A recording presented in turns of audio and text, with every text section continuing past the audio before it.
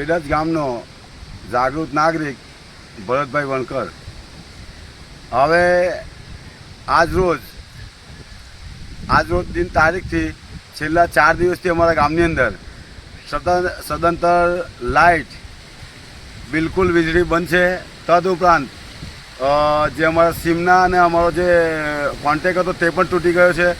અતિ મુશળધાર વરસાદ પડવાની પાછળ અને જે તંત્ર ખરેખર જે જીબીનું તંત્ર છે અને સરકારી તંત્ર પણ છે એ એમણે કોઈ ખરેખર વિરજ ગામ પ્રત્યે કોઈ રસ દાખવ્યો નથી કે કોઈ ઉપલા અધિકારી કોઈ આવ્યા નથી અહીંયા આગળ। અને ખરેખર સરકારી તંત્રને મારે એવું કહેવું છે કે વિરજ ગામ છેલ્લા 4 દિવસથી અંધારપટની અંદર રહી રહ્યું છે।